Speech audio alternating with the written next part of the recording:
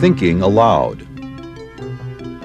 Conversations on the leading edge of knowledge and discovery with psychologist Jeffrey Mishlove.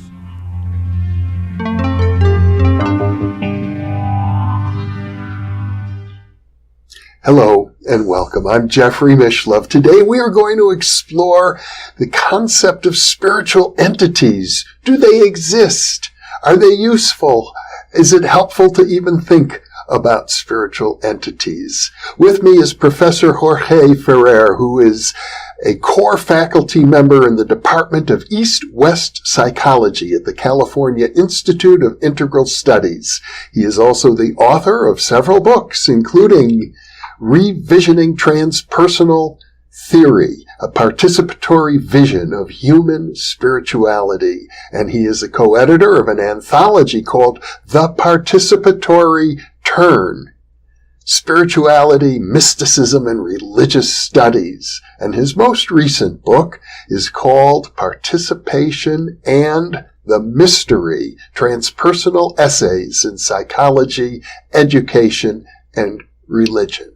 Welcome again, Jorge. Thank you very much, Jeffrey. It's a pleasure to be with you. And now we're going to get into a topic of great fascination to me as a parapsychologist. Mm-hmm. When we talk about spiritual entities, I think we can look at it philosophically, like ontologically. Do they actually exist, or are they projections from our own mind? And pragmatically as well, what value do we find in even thinking in terms of spiritual entities? Exactly, and this, I think you're raising the right questions, about the spiritual entities. And I mean, for me, there is no doubt that there is some kind of practical implications, practical impact of contact with the spiritual entities, and that could be reportedly positive or negative. So there is some encounters that have brought tremendous gifts and spiritual edification and transformation to people, even forms of awakening. There are other encounters that some people have reportedly some negative consequences. Yes. So it seems like whatever the ontological status, there is a tremendous variety of diversity of so-called spiritual entities or non-physical entities. Just as there is a diversity of physical entities. Exactly. People, animals, plants. Yes. But it seems like I think I've been very lucky in the sense that all my encounters have been very benign and very positive for me. Although I have heard many people telling, or even shamans and people pretty advanced, saying, well, don't trust any disembodied entity that you come across. Yeah. Some of them may not have your best interest in mind. But in my case, at least, all of the encounters were spiritually healing, edifying, and transformative. Well, there's a long tradition of spiritual entities associated with healing. Yes. Sometimes they're referred to as spirit doctors. And as I was describing to you earlier, I had visited a spiritual community in Brazil near Rio de Janeiro called Frei Luís, where they claimed and showed me photographs that they have seances, a medium goes into trance, spiritual doctors materialize out of ectoplasm. They can be photographed. Then these spirit doctors actually perform surgeries. Yes. I have seen this with my own eyes, although I'm not sure if they are the same spirit doctors that community see, but I saw that with my own eyes in a ayahuasca ceremony and with the Shipibos in the Amazons. I was there for a month, and essentially basically it was a complete darkness in the room, and then from where the Shipibo healer was singing, I started saying this thread of light. And the thread of light would go to the last corners of the maloca, the ceremonial hut. And from that thread of light, I would see with my own eyes how different entities that later I learned they were called spirit doctors or astral doctors came into the room. They were tangibly taller than human beings. They were made of fuzzy light, but they had definitively legs and arms, and they would move around the room with apparent autonomous volition, and even more, they would go in front of each practitioner and they would put like their hands into their heart chakra and sometimes into their lower chakra, like in the belly, you know.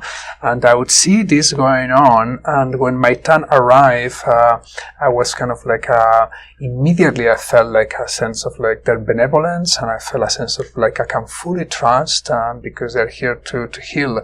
And as they put contact in those centers, I could feel very tangibly, very tangibly, the kind of like a super refined spiritual surgery they were doing, adjusting those centers, like doing this really alignments and adjustments of like a tremendous precision, you know. And of course, after that, you know, the rest, you know, it had an impact. And this is also something very important. Whatever their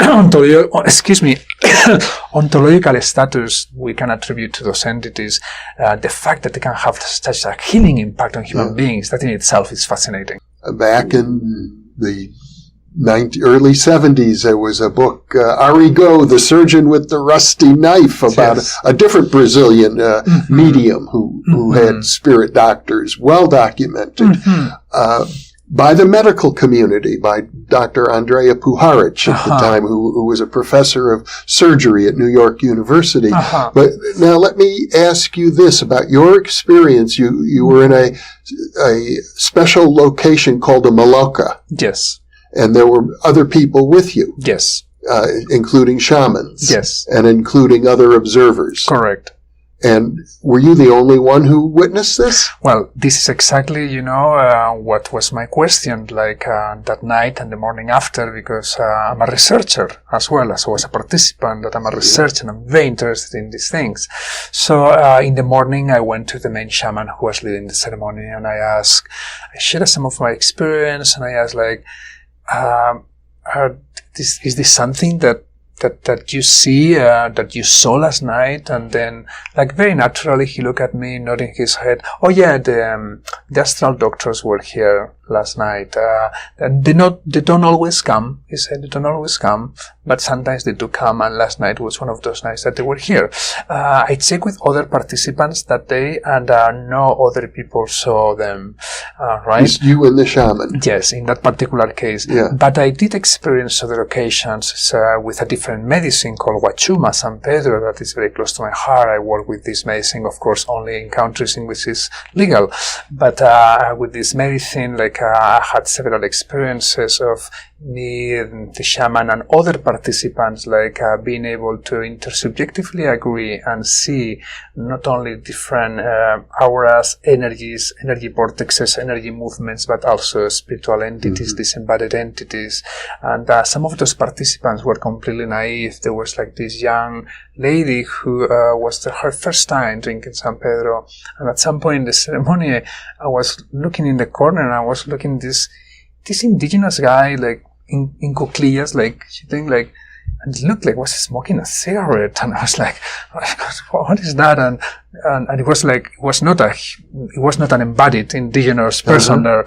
And I would point to the lady that I was with my researcher hat on. I would point in that direction without describing at all what I was saying. I would tell, what do you see there? And she would say, looks like an indigenous person is smoking a cigarette, stuff like that, you know. So that went for several hours, 2 or 3 hours of like, I call the whole episode Harry Potter meets the Matrix, because it was really magic, and energy fields that we could play with, you know, like a la Carlos Castaneda.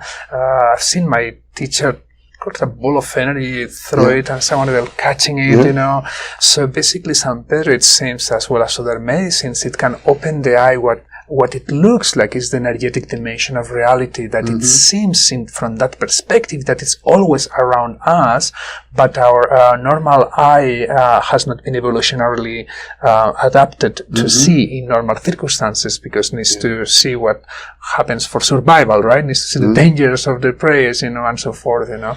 So, and the indigenous people, you know, quite consensually across the globe, they say that their medicines they can produce can lead to the emergence of this kind of special, enhanced perception, you know, they call it true seeing, stargazing, second sight, you know, and so they have all these different names, people from tribes very disconnected in the world, you know, and then they say many of them, they also have like these spirit helpers, you know. So it seems there is an anthropological, pretty consensual evidence that that something is going on there. Well, I'm reminded of an interesting case in the parapsychology literature. I presume you're probably not familiar with, but it's an interesting case to look at here. A group in Toronto, from the Society for Psychical Research in Toronto, where they were studying spiritual seances, and they decided to perform a unique experiment where they created a fictional story about a ghost they named Philip, who had a very tragic life and was now haunting. And then they would hold the seance, and they would have rapping. They'd say, Philip, answer these questions. 1 rap for yes, 2 raps for no, something like that. And they entered into a dialogue with a ghost who would answer questions that were consistent with the story they had made up. And their conclusion was that this was a psychokinetic manifestation. They even did acoustical studies of the raps to determine that they couldn't have been produced the normal way like this because the acoustical signature was different.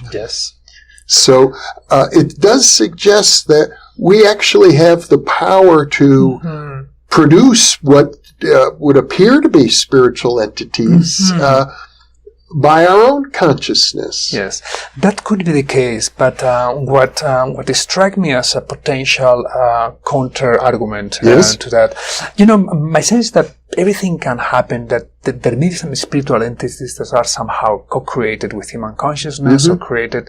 There might be others that may be more independent. I think there could be a whole diversity of phenomena, and it's important to be I'm certainly not suggesting that every purported spiritual entity was created by the people who saw it. I understand. Just that's one possibility. Absolutely. And what's something that, like, in my mind, like, brings some kind of like a problematization to that notion, if it's taken in a more general way to describe the presence of the reality of those entities as projections, is like sometimes, for example, I'm just thinking like the whole research of Stanislav Grof, right? In which many people reportedly, and I've experienced things like that myself, like they can really access to, in this case, for example, like symbolism, you know, or entities from different traditions that they have never studied before. They have no intellectual biographical access to them, and then they have these encounters and they can describe their esoteric meaning precisely as is understood by the traditions themselves. People who are completely naive, you know, like people who have never studied the Kabbalah, for example, they could like describe like the specific archetypal flavor of each one of the sephirots of the tree of life of the Kabbalah, you know, or the meaning of the colors of the Tibetan mandalas, who are very specific, right? And so forth, you know. So this kind of, for me, like the same with certain entities, I guess, can be seen certain dakinis, you know, that have like, you know, very precise, like, meaningfulness, right, in the traditions. Can you define that term, dakini? Pardon, yes, of course. Dakini is normally like a consort in Tantric Buddhism, you know, and that consort could be a human being, but also could be a subtle being. And normally the highest forms of like practice in the Tibetan Buddhists with the dakini are with subtle dakinis, you know, right? And there are many different types of dakinis. Some of them are fierce and come with knives, and some of like Kali-like, other times are like super sweet. And so in any case, some of in those reports, like you consistently see in many cases, like people describing qualities and having knowledge that only esoteric practitioners of those traditions would have. And some people have said, well, maybe this is like cryptomnesia, you know. Some people have read something, you know, in, you know, National Geographic about this. Cryptomnesia is where people speak a language that they never learned. Yes,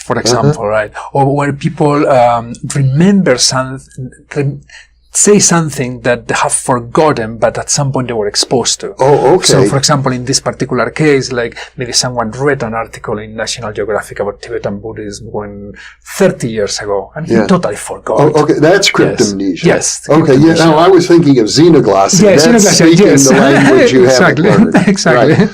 So, and again, it raises that question: how do we know you never learned? Yes, but in some cases, it's very difficult to that the cryptomnesia hypothesis really explains some cases. But anyway, you were saying. Well, when we talk about spiritual entities, a little earlier, you were describing what I would call energies. You said you could manipulate the energies. Now, I presume you're talking about some sort of visual patterns that you could see and kind of play with. Yes.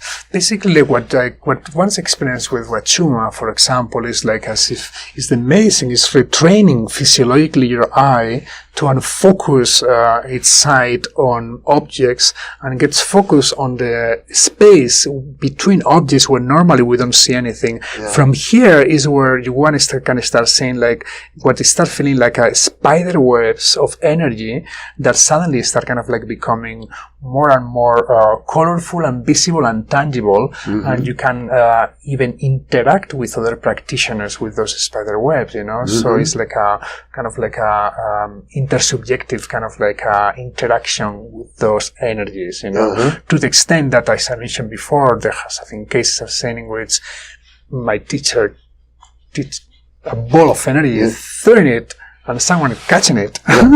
So that we could call that a spiritual energy. Energies. Would you distinguish between a spiritual energy and a spiritual entity? Absolutely, yes. In the sense that the spiritual entity, in contrast to the energies, has apparently like autonomous volition, autonomous intentionality, autonomous intelligence and wisdom, and interacts with you like as an autonomous being as we're interacting, you and I. You know, another just very brief encounter I had during another Wachuma journey in which I felt all these beautiful energies going into my body and healing, and I was in my knees crying of gratitude, and there were my teacher and a few other participants there, and suddenly I was in the floor and I felt like they were from my armpits, they were like helping me to come up. I immediately assumed that it was my teacher and some of the other participants, and I open my eyes and I see them there, and then I look right and left and I see two indigenous spirit entities, but I felt them before physically in my armpits, and only when I look right or left I could see them and how they pull me out.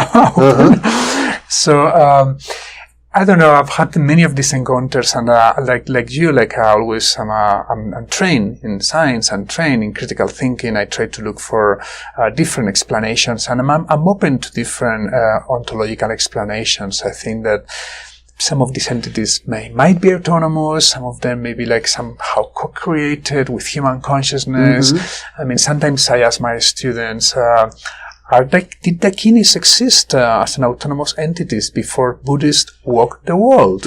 Right? An interesting question. Are the Christian angels existed if people encountered before Christianity ever emerged in the world, right?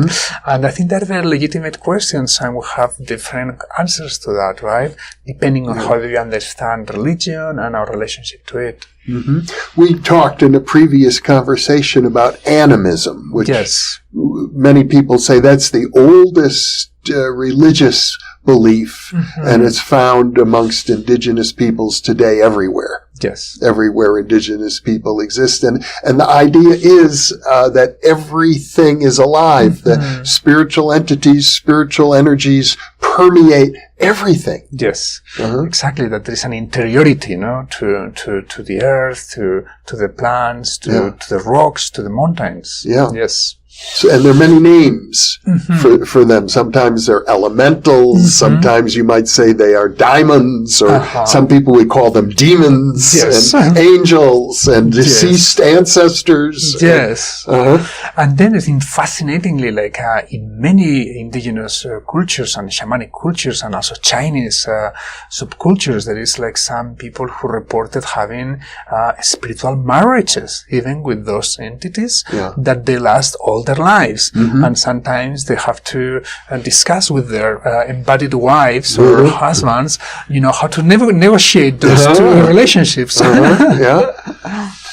I suppose the funny thing from a philosophical, scientific perspective, looking at this, to me, the interesting analogy would be physics. Yes. Today, where we have quarks and gluons and particles that physicists believe are absolutely real, even though, well, sometimes it's a particle, sometimes it's a wave. Yes. But we can't see them directly.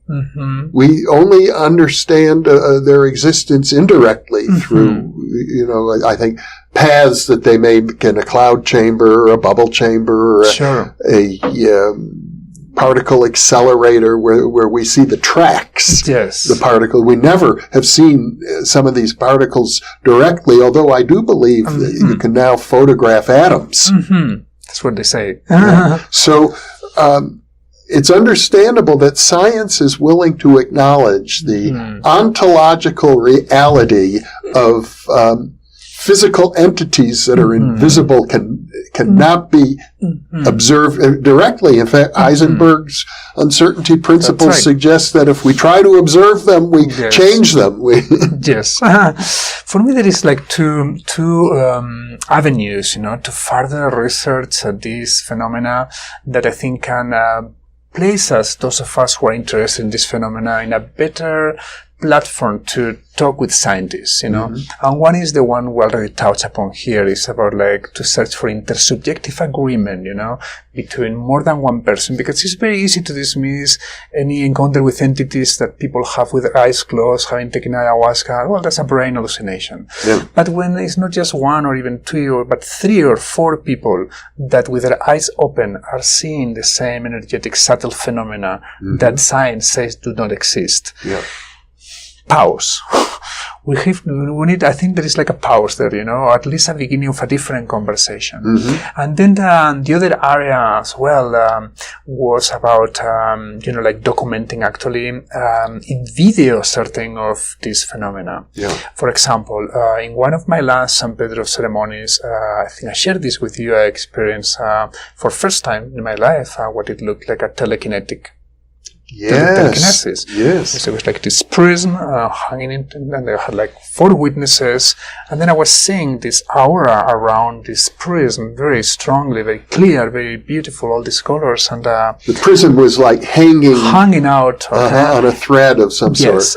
Yes, in a room with there was no windows open, no doors open. I was just there, and then the prince was hanging out here, and then I saw the aura, and I just pinched the aura and just moved here, and the object was moving like this.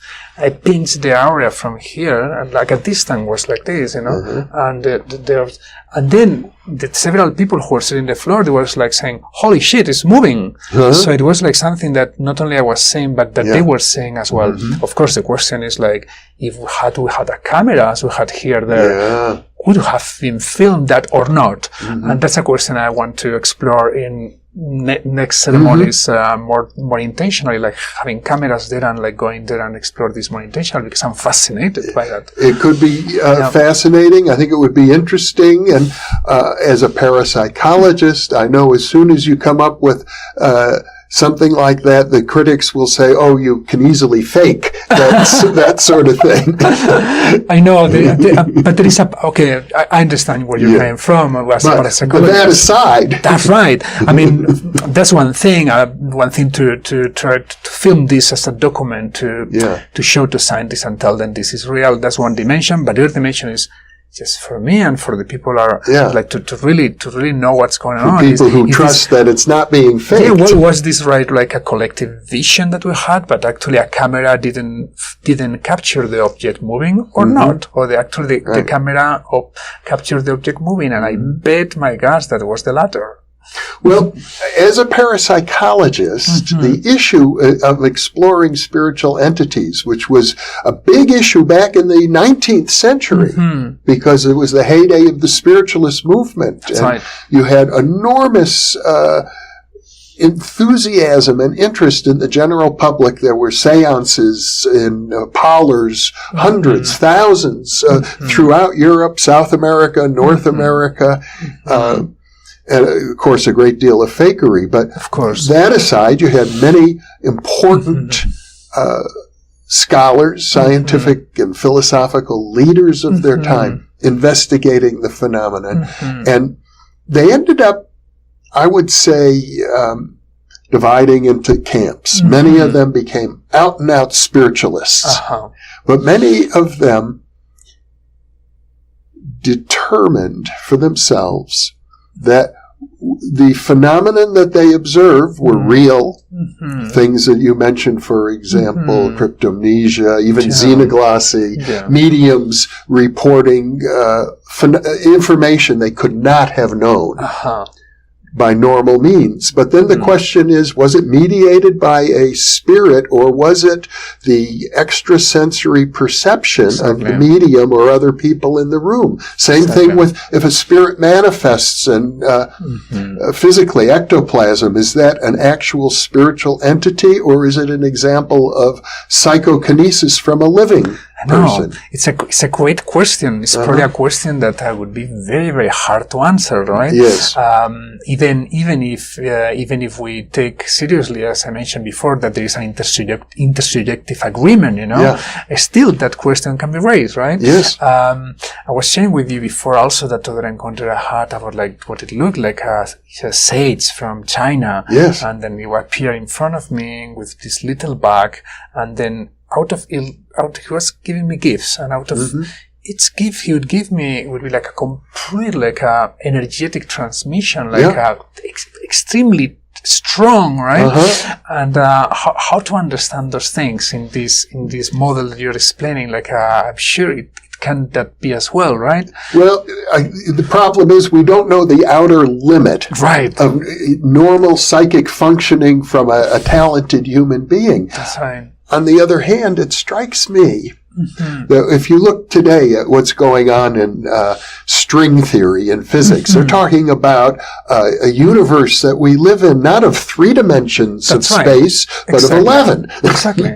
And if we're willing to acknowledge, as virtually the community of theoretical physicists, thousands of them now working in string theory, they take these 11 dimensions to be physically real. Exactly. That to me allows for at least the possibility of spiritual entities who are very active in other dimensions of reality that we know for sure exist, even though they are not visible to our eyes. Absolutely. Under normal circumstances. Yes, and also neuroscientists saying that the human brain is like is made to actually perceive more than 6-7 dimensions.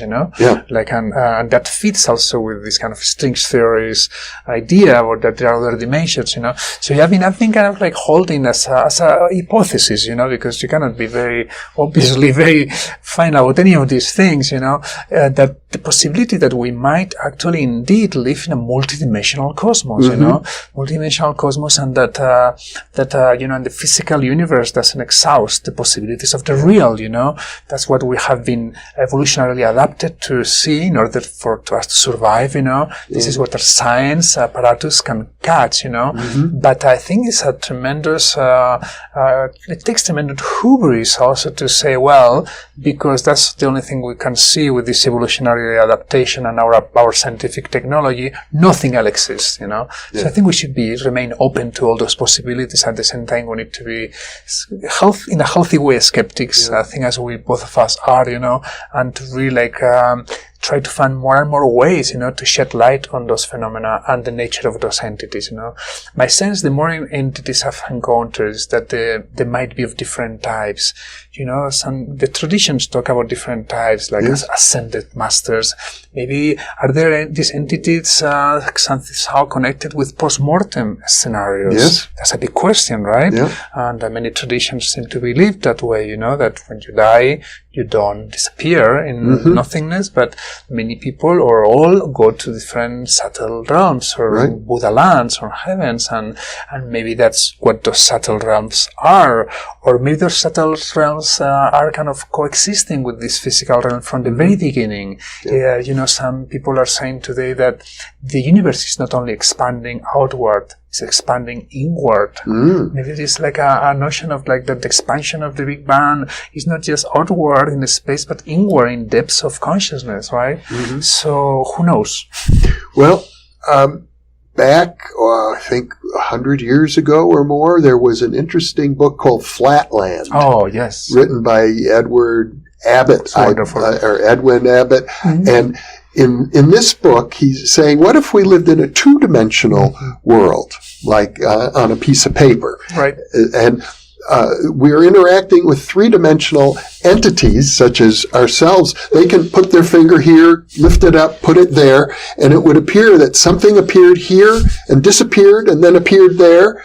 And so a 4, 5, 6-dimensional entity can interact in the three-dimensional world in ways that would seem magical to us. Yes, completely non-local to us, right? Yeah. But that for them is normal. Normal. It would be like saying that we live in the Star Trek holodeck, that there's a higher dimension out there controlling things that we experience in this dimension. Yes, exactly. Totally. And I just wanted to emphasize something we were discussing before in this discussion, the importance of the fruits, right?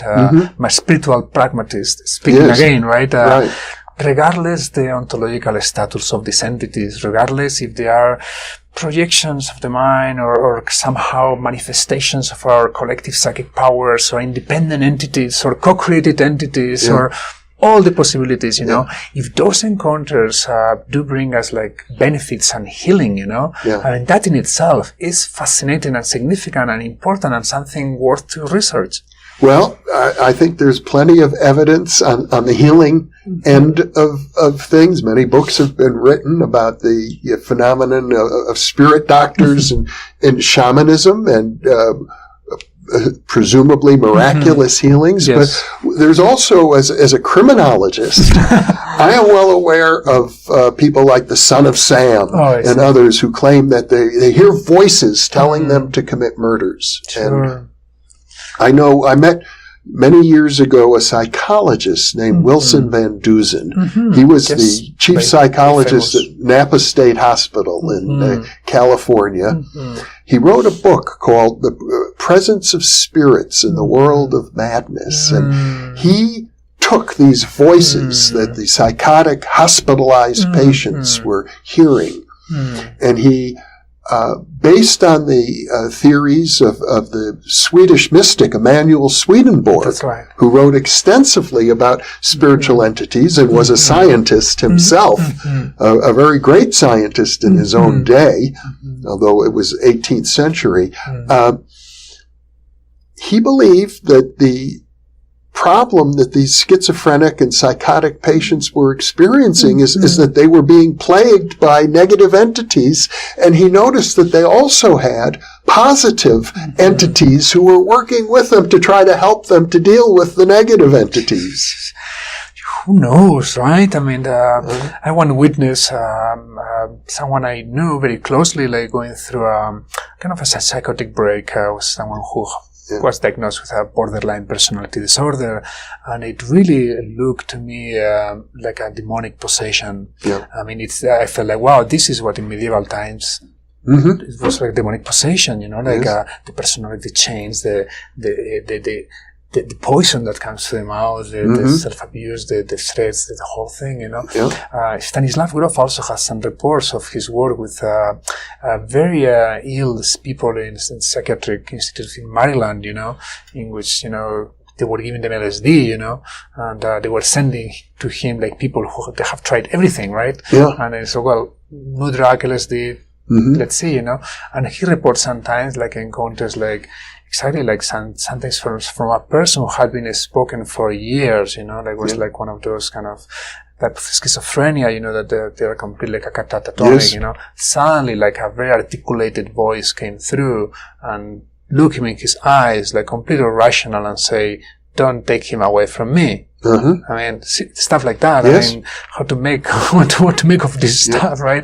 Yeah. Well, I've done a few interviews with professionals who deal with these situations. If people look at the listings of New Thinking Aloud under Terence Palmer, he practices a form of therapy he calls spirit release therapy to gently, not through some kind of forced exorcism and, holding up the cross and, banishing you to the fires of hell. Nothing like that, but helping possessive entities to find their own path, to move into the light. And very often in these situations, they describe they engage in conversation with the entity when the patient is in a hypnotic trance, for example, and the entity may begin to describe certain karmic connections, reasons why they're there that need to be resolved before they can leave. Fascinating. I mean, it's actually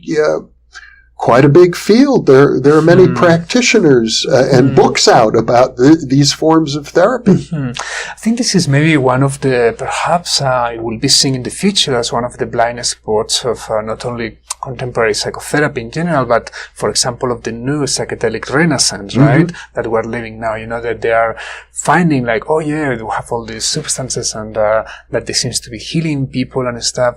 But it's kind of this narrow scientific research that has zero taken into account the possible influence through those medicines, of factors like contact with healing entities or healing variables that are beyond the neurophysiology of the brain and the chemical composition of the drug, right? Well, I think in our previous discussion called Science and the Supernatural, we talked about how there's been a tendency in Western science that if something has the aura of supernatural about it, it must be phony. Exactly. There's no further need to even look at it because anything supernatural would be considered impossible by the philosophy known as naturalism. Exactly. Especially when it's taken as a doctrine, as a dogma, because there's some scientists that they hold naturalism methodologically as a methodology. It's like, but when you hold it as a metaphysics, that's the problem. This cannot exist because the only thing that exists is the natural world that we can see and our machinery can access. Especially when we now have thousands of reports. I call them empirical reports. People such as you, yes, you were under the influence of a substance, but nonetheless, you witnessed these things and other people confirmed what you witnessed. That's data. And to take data like that and to throw it out the window, to me, is unscientific. Yeah, absolutely. I totally agree. And I really look forward to a kind of research that is kind of really also postcolonial, and it's a research that is cross-cultural, It's a research that is not only scientific in the narrow sense that we in the West have been cultivating science, but it also takes into account other forms of epistemologies and approaches to solid knowledge from other cultures, And I look forward, when scientists and philosophers and psychologists sit with healers or lamas and meditators and together as in collaboration in a symmetrical way, not with, we know that these guys are primitive and their claims, I know that, it's mambo jumbo, that's the attitude, and really open themselves to this dialogical inquiry. And I think that that's something that has never happened. Dialogical inquiry. Can you define that term? Well, I would say it's like a kind of like a collective indagation that is built into dialogue conversation, but it's not just, it's a dialogue that is like it's following a thread of inquiry, maybe by a question, for example, would be in this context, what's the ontological nature of spiritual entities? You know, there would be a particular focus question, and then all those people would come together and in different ways could try to dialogue about that particular inquiry thread. And based on my knowledge of your approach, I would say that one of the ground rules need to be that people treat each other as equals. That some will be wiser or smarter or more gifted in one way or another, but at the end of the day, they can all learn from each other. Exactly, and of course we all make mistakes. I'm sure that many of the things I've been saying in these interviews will prove to be wrong at some point by other people, or some people can have disagreements, and all that is healthy. Like, and it's welcome, you know, when someone proves you wrong. It's like, wow, thank you. Thank you so much. Because in my experience, this sort of, you called it colonial attitude in science, it doesn't just pertain to Western and non-Western cultures. It pertains, for example, most psychology research is conducted by professors, and the research subjects are freshmen and sophomores taking introductory courses. And so they have a kind of attitude of superiority because they're researching their students. Exactly. So it's very rare for researchers in the behavioral sciences to treat their research subjects as equals. Yes, that's why I'm a big fan, and I've conducted a number of what is called cooperative inquiries, and there is a whole new participatory research methods paradigms, you know. The creator of cooperative inquiries, someone called John Heron, who is now in Australia, British psychologist, you know, he also created peer-to-peer inquiry or peer-to-peer counseling. But anyway, in a cooperative inquiry, basically, is along those lines, like you and other people, and could be your students in class, and there is a power differential. You can really it's totally different that you doing experiments on subjects, you know. They're co-inquirers. They're not called subjects, co-inquirers. And you together with them, you decide collaboratively what's the question or questions that we want to inquire together. What are the tools? How are we going to go about it? Sometimes it could be action in the world, part of that kind of inquiry, reflection, cycles of reflection and action. And that's very rich. It's very rich. It really treats other human beings as who they are, like co-inquirers versus like subjects, you know, right? Or objects in the worst case scenario. So what you're saying is, if we're going to be able to address a very deep topic from a serious investigative inquiry, whether we call it science or not, doesn't matter to me, because we're opening up a new world in a way. What you're suggesting, a kind of reorientation of the identity that researchers have themselves in order to begin to experience that. They've certainly got to let go of this culturally superior attitude that anyone who reports a spiritual entity is either a fool or deluded. Exactly. And this has been like the prevalent attitude in the West, not only in science, but even in religious studies, you know, that in anthropology, that they study those phenomena and those cultures, and there's the perspective of the outsider, and the insider is the people in the natives, you know, the people who are doing these things. But we as outsiders, we know better what's really going on in a tantric ritual, regardless of what they're saying. We know better what's really going on in an ayahuasca ceremony, regardless of what they're saying. This is epistemic violence.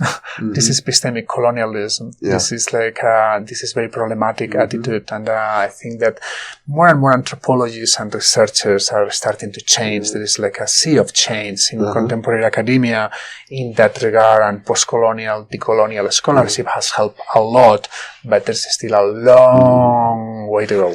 I suppose before we conclude, it's probably worth mentioning that in addition to the many kinds of spiritual entities we've talked about, there's also the idea of deities. Yes. And there's also the idea of aliens. Yes. So it's a very rich area for exploration. Yes. It may well be that the human race has the possibility of entering into some kind of dialogical relationship with entities that are vastly more advanced. Absolutely. And, and many indigenous people I know, like, they claim that they already have done that. The star people. For centuries. Yeah. They claim that they have interactions and they have learned from them and also have exchanged knowledge. Yeah. They have a long-term, like, decades, centuries of, and you can see even some of the iconography of some of these, you can see like say UFOs or creatures that look like aliens, Yeah. See, people are very clear, oh yes, aliens, they're part of our ceremonies, sometimes they come, sometimes they don't.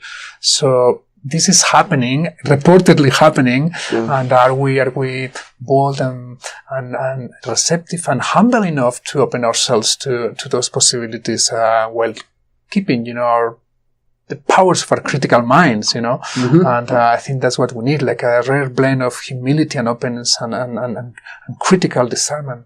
Well, Jorge Ferrer, once again, a fascinating discussion, and you really helped to illuminate a difficult topic. Thank you very much. I hope that we can all help to illuminate it, because it's a very obscure topic still for most researchers. Yeah. Thank you, Jeffrey. Thank you for being with me, and thank you for coming to Albuquerque for all of these interviews. My pleasure. And my pleasure too. And thank you for being with us as well.